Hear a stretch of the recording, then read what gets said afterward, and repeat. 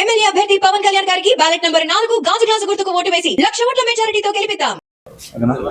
So madam, మీ పేరు ఎక్కడి నుంచి వచ్చారు? నా పేరు కావూరి వాణిశ్రీ. నేను ఏలూరు నుంచి వచ్చాను.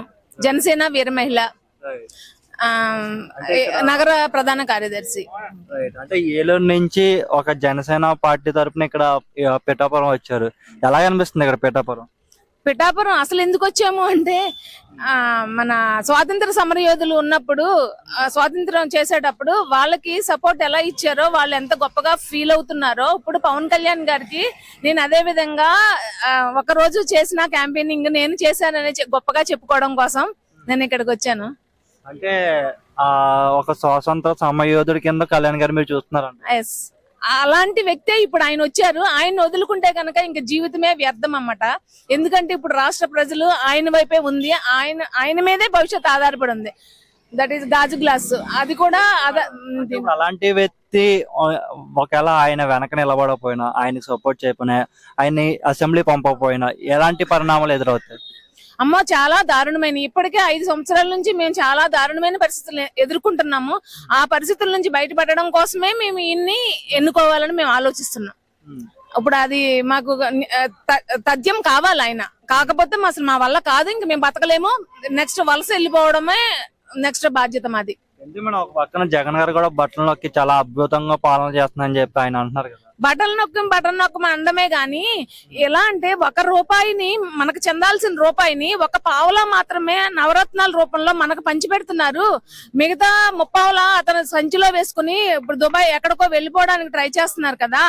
అలా కాకుండా పవన్ కళ్యాణ్ గారు ఉన్నారు అంటే రూపాయికి ఇంకొక రూపాయి వేసి మనకి హెల్ప్ చేసే మనిషే గాని అతనిలాగా దాచుకుని పట్టుకెళ్లే అంత మనస్తత్వం కాదు. ఎందుకంటే సున్నితంగా బతకాల్సిన ఆయన ఇక్కడికి వచ్చి ఇంత హార్డ్ వర్క్ చేస్తున్నారు అంటే ఆంధ్రప్రదేశ్ రాష్ట్ర ప్రజలు ఎంత బాధపడుతున్నారో అవన్నీ ప్రత్యక్షంగా ఆయనకి అర్థమవుతుంది. ఎందుకంటే ఆయన కూడా చిన్న తరగతి నుంచి వచ్చారు కాబట్టి ఆ బాధలు అర్థమవుతున్నాయి. ఇతను అలా కాదు కదా, వాళ్ళ నాన్న సంపాదించి పెట్టాడు కాబట్టి బతుకుతున్నాడు కాబట్టి ఈ బాధలు తెలియవు అన్నమాట. పవన్ కళ్యాణ్ గారు ఏంటంటే సాధక బాధకాలు అన్ని తెలిసినారు కాబట్టి ఇక్కడ ఎంతమంది ఎన్ని బాధలు పడుతున్నారు అనే ఆలోచన అర్థమైంది ఆయనకి. కాబట్టి మా కోసం వచ్చారు, మా కోసం సపోర్ట్ చేస్తున్నారు. ఇప్పుడు ఆయనకి మేము సపోర్ట్ చేయకపోతే, ఓటేసి గెలిపించుకోకపోతే చిచ్చి వేస్ట్ అన్నమాట. ఈ బతికే వేస్ట్. మరి ఇక్కడ మీరు పిఠాపురం ప్రజలు ఆయన నెగ్గించి అసెంబ్లీ పంపే విధంగా ఉందా మీరు చూసిన దాన్ని బట్టి? సూపర్, గెలిచిపోతుంది.